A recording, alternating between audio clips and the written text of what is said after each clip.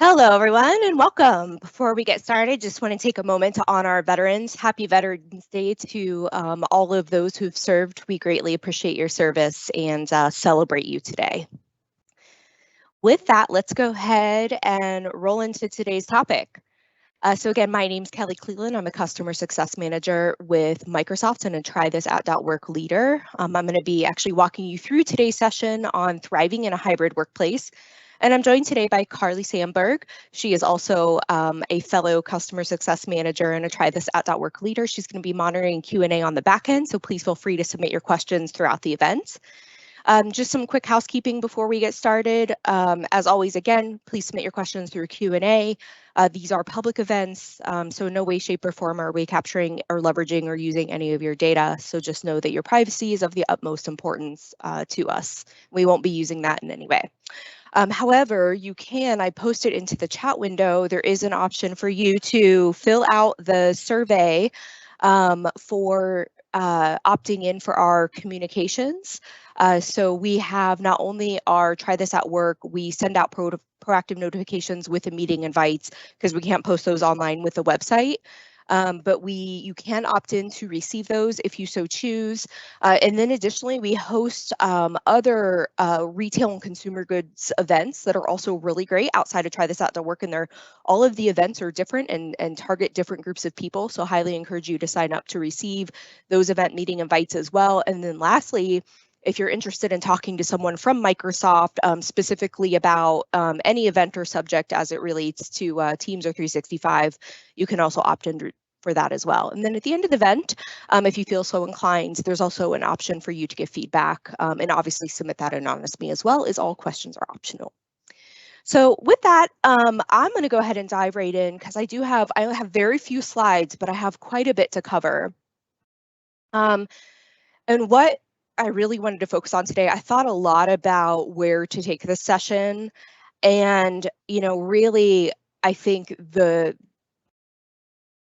end of the day, I thought, I think what's going to be the most valuable is to just present some research-backed information about thriving in a hybrid workplace. There's a lot of corporations right now that are planning for the return to workplace. Some of them are already in place and they're slowly onboarding individuals actually back into the physical environments. So some have been hybrid, some are planning that move right now. And so I think it's important to really start thinking about as an individual, what is it that's going to help you thrive in this new way of working? Because couple things that we know for sure. One, we know that hybrid is here to stay. Number two, the way that we work today is still going to look different than the way that we're working in the future. So as more and more people return to the workplace, that is going to lend to new learnings. And then from there, I have to imagine, right, things have permanently shifted. So it's going to be continuous learning from the ways that we're working. And it's really important for you and as an individual to equip yourself with some best practices for what you can do to thrive in that constant state of change. So the focus for this session is to really help you understand, how you can thrive in a hybrid workplace, based off of the findings. And not only that, but just, I can actually say that I come to the table as an expert in this space just because I have in my career, I have worked in physical locations. I have worked in a state of hybrid with past companies, and I've worked fully remote. So I've actually come from all different types of organizations where I've, luckily have been blessed to work in these different ways. And so some of these tips and tricks I'm bringing to you personally, but a lot of them, like I said, are research backed. We have a lot of doctorate researchers here at Microsoft. They're continuously collecting data information, not only internally within Microsoft as a global organization, but also obviously external from sources like Harvard Review, et cetera, pulling together information to help our customers and to help individuals do better and be better. What this session is not, which I want to make clear, is I'm not going to be in any way, shape, or form covering any Teams how-to tips or tricks. If you're really interested in learning about that, like defaulting your meeting to end 5 minutes early, enabling quiet hours, or using Viva Personal Insights to change your behaviors, I obviously am more than happy to share that information and showcase on an upcoming event if you want to submit the survey for that.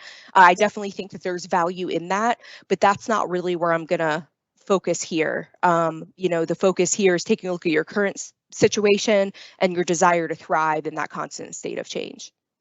So with that, let's go ahead and get started and talk about returning to the workplace, really, entering that hybrid state. Again, as many of us begin returning to the workplace, and that includes Microsoft, so we started opening up some offices. There's going to be many others that are continuing to work remotely. We're continuously going to need to learn new ways of interacting with one another and familiarizing ourselves with all of these new processes that are going to help each one of us thrive regardless of where we're at. Right? So that could be the physical office, that could be a combination of your physical office and home office, or just your home office. And then you also have to think about your location, right? And your organization. Are you a global organization? What region are you in? There's a lot of different factors that are coming in play here, and location isn't necessarily important anymore. So we're going to talk a little bit about that today as we work through some of these best practices. First and foremost, I think as you're returning to the workplace, there are some key things that you need to do up front before we even get into really some of the nitty-gritty best practices. You need to make sure that you understand your company's approach for hybrid workplace flexibility. And you have to know what options you have. Every organization is different. So make sure you understand what it is that you actually can do. And we're going to talk a little bit about the ways that you should be thinking about that and truly what is going to help you thrive in whatever environments and whatever options you have within your company. You also need to think about what you've learned looking back in this way that we've been working. You need to think about how you've worked best. So when you've been the most productive, you need to think about work that you actually want to be doing. You need to think about how you best collaborate and communicate as a part of the team, both now and how you want to do that in the future. And also you need to think about your personal well-being, because one thing we know for sure is that there has been a higher rate of burnout. And just as people navigated this, I would say this was more so early on in the pandemic, with people shifting, trying to figure out how it all works, trying to figure out, feeling like they need to put more time in because they're not necessarily at the office. Personal well-being, I can tell you from conversations with our customers, is at the forefront of every conversation. And I will say, if that is not at the forefront of the conversation at your company, then you should consider maybe switching. Because if you are not bringing your best self to work and they're not focused on your well-being, that's setting everyone up for, it's going to be a lack of success for that company. So wellness is of the utmost importance. And we're going to talk a little bit about that, things that you can do to help with that as well. So you need to consider your desired work site, like I said, your location, your ideal work hours, and again, what options, think about that, what options you have available to you and sort of tailoring your approach around that. And then you also need to be thinking about what can your manager do to support you. So based off of the state that you're in for returning to the workplace, how is your manager supporting you in this transition? That is key. For the actual returning to the workplace, companies have been putting together guidelines. We at Microsoft obviously have very thorough guidelines as we are transitioning back to the physical workplace, but you need to be reviewing your guidelines so you know what to expect when you return to the work site. You need to evaluate your routines and follow any hybrid workplace policies, right? These are all givens, and this isn't going to be a big presentation on just these things. This is just some upfront that I want to cover to sort of set the stage of what we're going to talk about.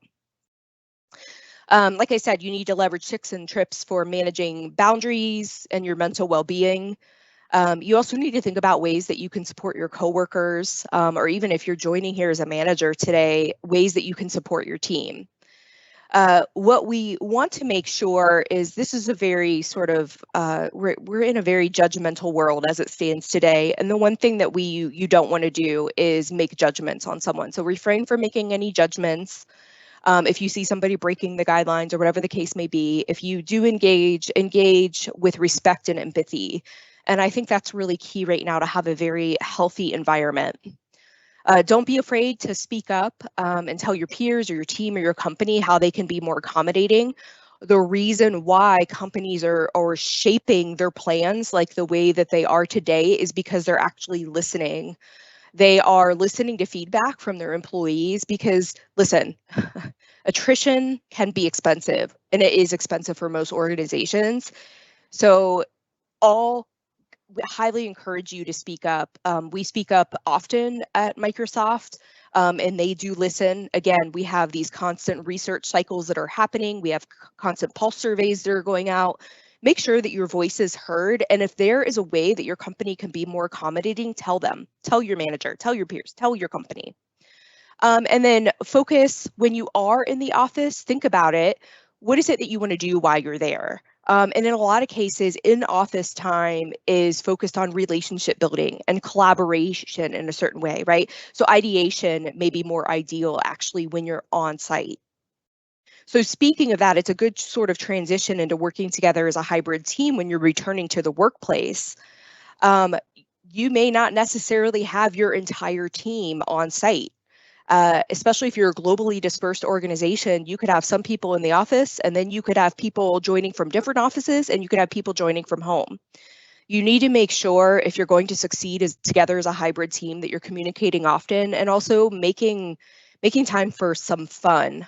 That's a lot of the feedback that we've heard is really that component of it is lacking. Because there's just not those sort of spontaneous interactions that you used to get into the physical workspace.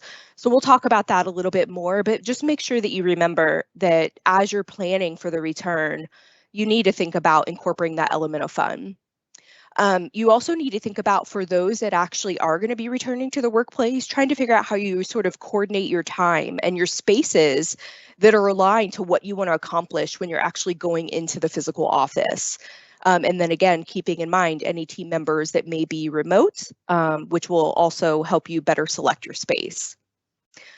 Make sure that you're leveraging best practices for inclusive hybrid meetings, knowing that you're more than likely not going to have your entire team on site. We have just tons of documentation out on Microsoft for best practices around inclusive hybrid meetings. Please leverage it. It's very beneficial. I'm going to be talking a little bit about it today, but I highly recommend that you go out and pull down some of the guides that we've developed. You also need to think about scheduling as a hybrid team. So develop a hybrid schedule that's going to work best for you and your teams and communicate that, right? So have some type of shared calendar so they know when, so people understand when everyone else is going to be in the office, maybe so they can align their time. So it's important that you're communicating that you're sharing as a team. And just also make sure that you're present and respectful. So, this is just a difficult time for everyone. A lot of authenticity is really sort of shown through, I think, in this time of all of us sort of being remote and letting our guard down. And there's no reason to hide that when we return to work. So just make sure that you are just very respectful of everyone, and everyone's situation is different, and just make sure that you're welcoming to all. Also, don't assume anything at this point. I think we've all kind of learned that in this state of hybrid. Make sure that you're exercising curiosity, that you're listening to your coworkers with empathy and humility, and make sure that you're understanding the needs of every single teammate and how you can support one another. Like I said, this is going to be a continuous transition for everyone. I think the more support that you have in your sort of core team of individuals, I think also, these are the teams as we talk to peers and we talk to colleagues, and as I even talk to individuals that are outside of Microsoft and different companies, right? Not just my customers, but even my friends and my family that work for different organizations. The ones that are the happiest are the ones that feel fully supported in their immediate teams and have very open dialogue conversations where they sort of are bringing their authentic selves, and really the walls are down. Also, that said, again, making inclusion a focus. Make sure that you're also setting an example, for making sure that you're practicing these inclusive meeting behaviors, and making sure that you're constantly connecting and coordinating. When one person does that and it's working really well, a lot of people tend to follow. So just something to keep in mind. Also, we sort of have this best practice here at Microsoft about setting team agreements. And these team agreements are essentially, right, it's where you get together as a team and you decide how you do your best work. You talk about what's working well and what can potentially be improved. So I've seen some of these team agreements, lived through some of these team agreements, and they are really valuable. So if you're looking for a little more structure, just how your team can get started having conversation. I believe we even have, I don't have an exact link for this, but I believe we also have some best practices out there for setting team agreements. So I highly encourage you to sort of look that up if you're needing a starting point. And then the last thing before I start diving into some of these best practices is you as an individual, right? This entire presentation that I'm going to talk about today, you as an individual need to put in the effort to stay connected. It is up to you. You may not see one of your peers or teammates, right? Because now it's everybody can work everywhere, anywhere in the world. You may not ever see them in person. So it's up to you to connect to that person, to connect to your team. If you're the one working from home, making the intentional effort to connect and reconnect and, collaborate.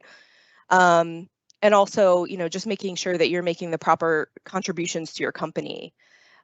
So, it's those individuals that take time to invest in the social capital and sort of some of the other measures, organizational commitment and their involvement and how they are exchanging knowledge with their peers. Those are the ones that have the higher job satisfaction. So just something to keep in mind as we're looking at the state of hybrid. All right, so I'm going to go ahead and jump in here. Let's talk about some of these best practices. Again, as mentioned, this is all research-backed best practices. I'm more than happy to share the resources with you at the tail end of this. I didn't include anything on the slides because there's so much that I wanted to cover, but just know that this is a combination of external research, this combination of, we have a plethora of researchers across every single one of our workloads. That is literally what they breathe, eat, and do every single day. They are actually hired as researchers for Microsoft. So there have just been a plethora of studies that have happened, that are ongoing, and that are planned for the future. So we are in this constant state of learning and sharing with you all. So let's go ahead and get started.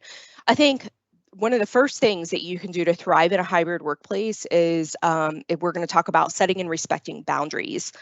It's so important that you recognize what it takes for you to have a state of mental health and well-being that is optimal for you getting your best work done. We've all had to adapt and learn these new ways of working, and it's important for each of us to kind of have that well-being be at the forefront of everything that we're doing. And the way that you can ensure that you are in a state of this mental well-being is to set up boundaries and prioritize your well-being. And a lot of that starts with self-reflection. So you need to ask yourself right now how you're feeling and reflect on your needs, right? So what boundaries do I have in place that have been working well? Are you staying connected with your peers? If you are, great, keep that up. But are you struggling with some boundaries that you've set, or that you, right, are you struggling with maintaining? So for example, one of the big struggles I think early on that we heard a lot of is actually disconnecting from work. So you're working from home and it's hard to turn off. And that's an area that you need to focus on. So you need to take a good hard look at yourself and say, what's going well, what's not, and what do I need to do to get the what's not into a state of what is working well. And we're going to talk a little bit at the end here on wrap up, just about the plan, putting together a plan for you that's going to help you thrive. So just keep that in the back of your mind. But don't be afraid to ask for support. I have to say that's been key for me in my career, and it took me a really long time to learn that, to be able to ask for support and not feel like I have to do it all. So, I mean, that's what a team is there for. That's what your manager's there for. ask for support. Don't be afraid to say no as well. Talk a little bit about that one. So also be accountable to yourself by setting and respecting your own personal boundaries, and make sure that you're continuously reevaluating. So like we just talked about this plan, take a good hard look at yourself. And you need to make sure that regardless of where you're at, where you're working, and what state of hybrid that you're in, that you take time off to rest and recharge. The people that truly take vacation and truly take time off or take breaks in their day are it's been shown, it's been proven that they have decreased, I don't have a percentage, but they have increased their well-being and decreased their chances of burnout. I wish I had a percentage around that, but I didn't put it in my notes here. But it's proven. So it's very important. Take your breaks throughout the day, take your vacation, and also allow yourself, one thing in just my customer conversations alone, and really honestly throughout my career, is taking non-work breaks. Allow yourself to casually chat. If you're fully remote, allow yourself to have a 5-10 minute conversation with someone about non-work as if you were having a water cooler discussion in the office. That is a mental break, and it does increase well-being. So just make sure that you're remembering to do that. And then when you finish the workday, unplug, step away, walk away, whether it's in the office, whether you're telecommuting, whether you're fully remote, you truly need to step away. The email can wait, get done what you need to get done and then walk away. Also be respectful of others, right? Just because you're doing something one way doesn't mean that someone else needs to follow that same path.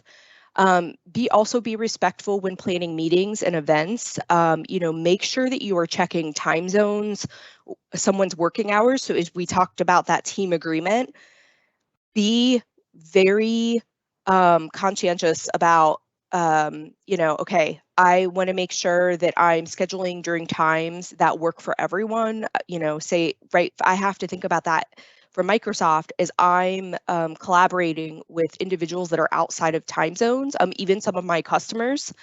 I've got, time individuals that are in Dubai and, in the UK and, in Sweden.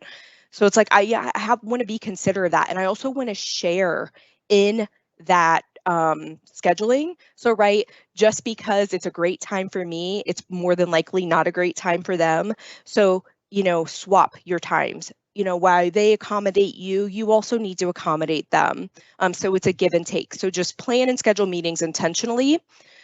And then also make sure that, if someone's sort of, infringing on the boundaries that you've set, make sure that you're telling them in a respectful way. They shouldn't be making assumptions about, your boundaries, and you shouldn't be making assumptions about theirs.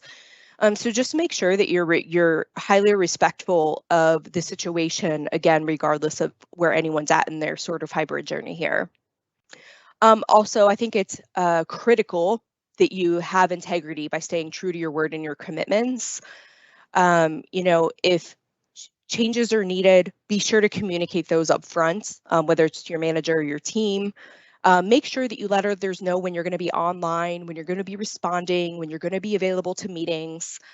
Make sure that you're talking to your manager about your workload and core priorities when you're in or out of the office, whatever the case may be. I think setting all of that up front and setting the expectations is critical to thriving in a hybrid workplace, because it is no fun when people are chasing after you, because they don't understand when you've set your your work timeline and your hours and time that you have blocked that's dedicated to work, or time that you have where, hey, this is open for me to have meetings. And those people, not only should you be setting it, but again, they should be respectful of you setting that. But then you also need to be respectful of their time as well, which is why a team plan is great. So you're all on the same page. And again, I think setting and respecting boundaries, a personal story. So I am one of those crazy type A people that just goes and goes and goes. I'm like a little Energizer buddy. Nobody ever understands where I get all this energy to do all this work from. And really the realization is that I don't have all the energy. And I was exhausted most of the time. And the best advice that I ever got was from one of my managers that basically told me, right? So talking to your manager about workload or core priorities, she is a mother of two as well. And she said, the best advice that I ever got from my manager at the time when I had my children was, I'm never going to be able to get it all done. And even if you get it all done, there's going to be more. And it'll just keep piling on. The more you can get done, the more work you get.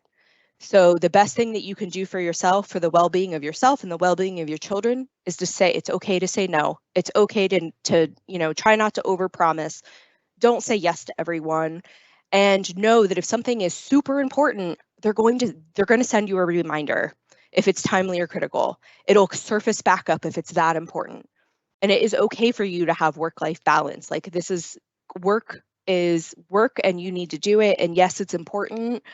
But it's also important for you to have the balance, because you're never going to bring your best self to work unless you have that.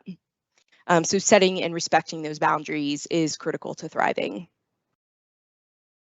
Let's talk a little bit about, right, so in a hybrid state, and I'm not going to go into all the cool new features. We are going to talk about that in the next session on December the 2nd that are coming out to help support these hybrid meetings. But it's important that you're taking into consideration some best practices, because it's going to help you and your team stay extremely productive and connected. So again, we've done tons of research in the space at Microsoft. There's lots of information out there, but really what I want to kind of focus on is some best practices about, just this is best practices that came from trials and research studies, and just some good reminders for you to take into consideration as you are planning for this hybrid state of working. So obviously, you probably have heard some of these before. Hopefully some of these are new for you, but make sure that you're getting clear on desired outcomes of the meetings. I can't say how many meeting invites I get with there's no desired outcomes, there's no agenda, is you kind of are like, am I even supposed to be in this meeting? Make sure that if you are scheduling a meeting, that there is something positive that's coming out of it, right? What is it helping you deliver against? Is this meeting going to help you deliver something? And if it's not, then you need to rethink about do you actually even need to have that meeting? Is there another method from which you can go about to achieve your goal of whatever it is that you need to do? Meetings are great when you need to deal with some complexity, maybe when you need to brainstorm or you need to have a team of people when decisions need to be made. But there are some things that meetings are not needed for, and you can use, right, I think for some of the conversations that are not those things, you really should be using channel chats, or maybe it's document collaboration. Maybe it's one-to-one or just group chat, right? But in a lot of cases, I would say the bulk of the collaboration is generally, instead of a team meeting, can be done inside of a team channel or inside of a document. The other thing about taking into consideration that if a meeting's really needed, is also think about,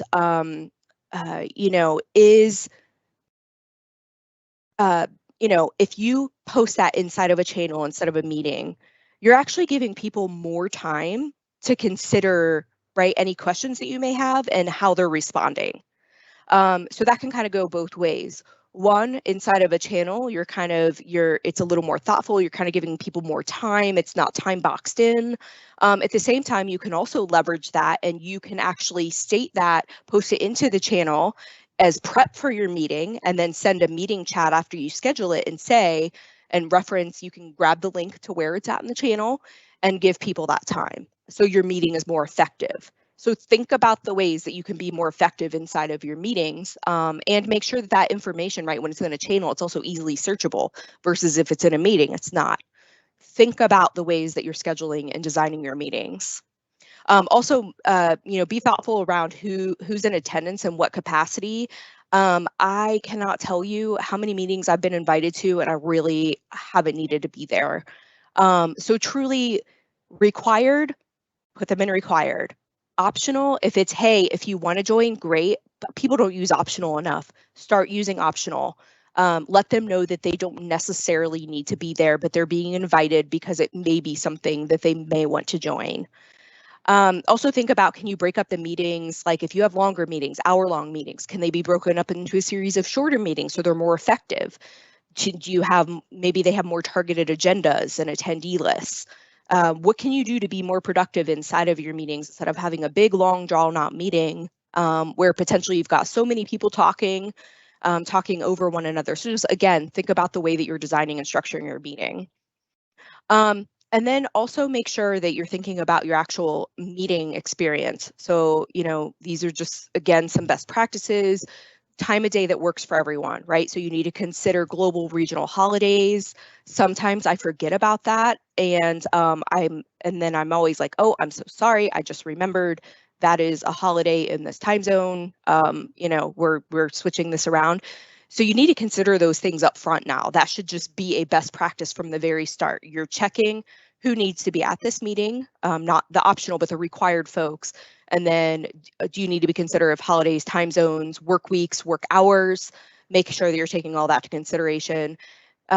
Make sure if somebody's joining virtually or if you're joining virtually, make sure that you're setting the expectation if it's not physically in the office, that you're kicking off the meeting with commitment to inclusivity for the virtual attendees, right? Make sure that they feel like their voice is being heard, that everyone has a chance to talk in the meeting, and that their faces are at the forefront. Again, we'll get a little preview of that coming up in our next session.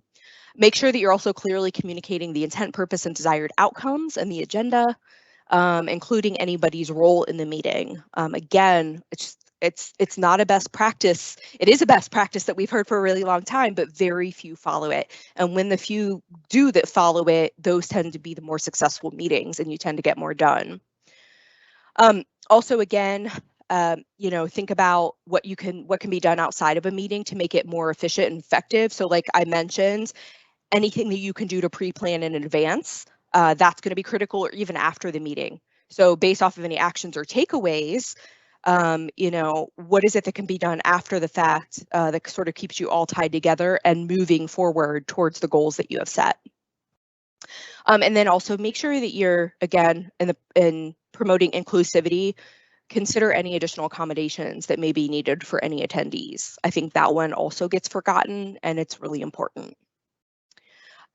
Last best practice on this, and then I'm going to sort of move on to part 2 around the meetings, because it's obviously key, right? Collaboration and meeting is like literally we live it and breathe it. But you should also talk about, you really should be having less meetings. I've actually had less meetings lately, and you're probably like, how did you do that? I'll talk a little bit about that. But just quick note before I wrap up on this slide. You may want to consider a moderator for any meetings over 15 to 20 people, because moderators, right? So you as a presenter and organizer, it allows you to sort of, right, have a focus on your role. Moderators, the role of them is to keep track of who has or has not spoken, making sure that people are taking turns. They prevent people from dominating in meetings. They kind of notice when there's parallel chats that are going on, right? They can sort of read the room, especially when video's on. They also help keep track of time for the meeting, make sure you're staying on agendas. They can manage the hand raising and lowering in questions. Just something to consider. I don't see moderators used often, but when I do, I mean, those moderators are on it and really help. All right, so moving on. Obviously, the reason why there was no point in me really talking about Teams tips and tricks is that, number one, I don't need to talk about Teams during this meeting and why I wanted to shift gears is because, right, we already know that technology, specifically Teams, plays a huge role in how we're shaping our hybrid working experience. So there's really no point in me reinforcing that. But what there is sort of, I think, key in having this conversation is really talking about, right, how can we operate at our best? How can teams operate at our best? You know, what's going to enable us to be the high performing team? You know, what environment, speaking of hybrid, is ideal for everyone on the team and for yourself? And then what tools can help you be the most effective? So one of the ways, again, that I think that can really lend to well-being and having people be really effective and really coming together as a team is increasing the amount of informal and social time. So looking for ways to and really creating opportunities for social connection. So you can schedule, this has been increasingly popular, virtual coffees, virtual lunches or breakfast. Some people don't like anyone seeing them eat lunch. You don't have to be on video. Creating water cooler spaces, you know, leveraging Yammer. Literally, maybe you have a side group chat that's going on, something that's created for you know, a hangout zone or something fun, like almost like a communal space, as if you're together in a physical space. But just remember that, yes, video helps in creating, video can be used to help create that emotional connection, but just keep in mind that sometimes not everyone feels comfortable on video. So don't, you know, just because someone's not using their camera, you know, don't automatically just assume anything about that. It's just some people are truly not comfortable on camera. I actually happen to be one of those people, and I'm the Teams girl, right? But I just, me being on video or not, for me, at least personally, it doesn't make me any more productive. You know, I sort of thrive in any which way, but I'm not quite as comfortable being on video as some other people are.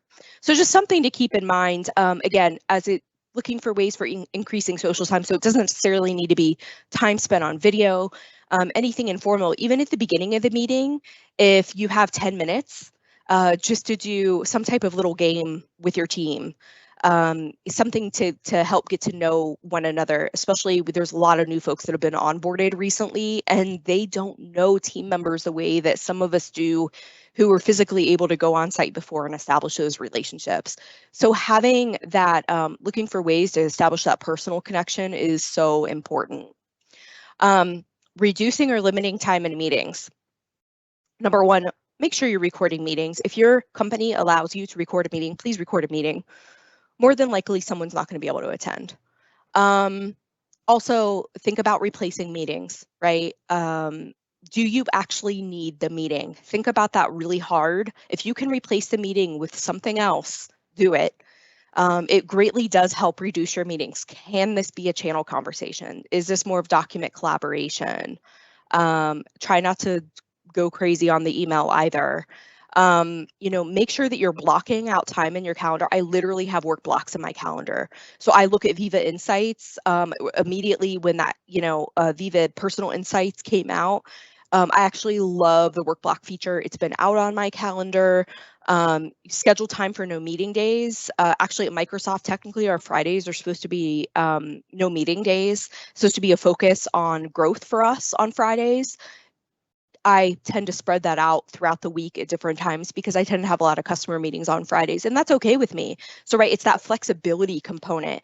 So I can tell you, right, so I told you, I don't have as many meetings as I used to, and you're probably like, how is that possible? I want to have less meetings. I have less meetings because I literally forced myself to have less meetings. I have huge work blocks on my calendar, and I do that purposefully. And when somebody messages me to say, hey, can I block time on your calendar for this meeting? I make sure that it is a meeting that I need to be in attendance because they need me to participate, and I am key to any type of decision or collaboration that is needed. Ever since I have done this, I can't tell you, I am a 1,000 times happier because I used to be in back-to-back meetings and frustrated because it's like I feel like I just had a meeting about a meeting about a meeting, and nobody needs that. So I think if you question about, hey, do we need this meeting or should I be in this meeting? And you start to question that, more people are going to do the same. And all of a sudden, you're going to notice a pattern that your meetings are going to start being a whole lot more effective. You know, as you start practicing that, others will start practicing it, and you're going to notice that there's going to be sort of an increase in the amount of meetings that you're actually seeing. Make sure that your teams are clearly communicating and aligning on expectations. And I'm so sorry, I just realized I'm completely over. So I'm going to keep going because this is good stuff, but I realize I just totally went over. So be considerate when scheduling your meetings. Again, make sure that you're checking schedules, use the find time feature. Again, sharing in that experience of early and late meetings when you're working across the time zones, and being clear on any meeting boundaries. So again, consider non-working hours, blocking out time on your calendars, no meetings or work blocks, whatever you want to do. Make sure that you're scheduling in breaks. So if you're trimming 10 minutes off of your meeting, so hour-long meetings or 50-minute meetings, use your 10-minute break wisely and literally take a break. And then again, make it a best practice. We've started making a best practice inside of Microsoft. 30-minute meetings are 25, and 60-minute meetings are 50 to 55, depending on what you want to do, to give people little breaks to be able to catch up and breathe in between. Okay, last slide. That was a ton of information about thriving in a hybrid workplace. And I just want to remind everyone again that everybody's situation is different, and what works well for me is not going to necessarily work well for you.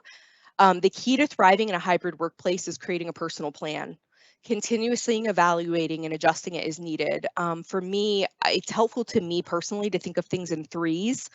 So, prioritize, and then work on those items. So that's kind of this hybrid work map that I'm giving you today. And really it's kind of divvied up into these, right? Time management, meeting etiquette, work-life balance, building relationships.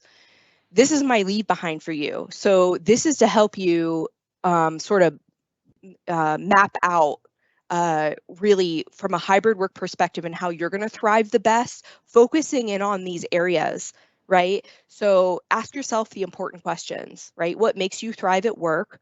What do you need to work on? What makes you a great team member and asset? When do you bring your best self to work? What does work-life balance mean to you? And just sort of incorporating all of the elements of the things that we've talked about today, and have this, right? This is your expectation setting right here. This is your map for thriving in the workplace, and you need to stick to it. And know that it is a living map that you're going to continuously be evolving, because things are going to constantly be shifting. So with that, I know I am 10, 12 minutes over time, and I sincerely apologize for that, but I hope that this was a valuable session, and I truly appreciate your time. Obviously, I didn't see any questions come in, but just a friendly reminder. So our next session, we will actually be talking about some of the great upcoming features to support hybrid work moving forward with the Ignite recap. Just know, out on the TryThisAtWork YouTube, we do have posted up there, and I think also on the TryThisAtWork site, there's a 7-minute recap on all things Teams coming out of Ignite. We are going to take a holiday break after the 12/2 Ignite recap session, so we'll see you back in 2022. So again, please sign up for that. Take a moment to fill out the form and sign up for the proactive notifications. And with that, thank you so much, everyone, and have a great day.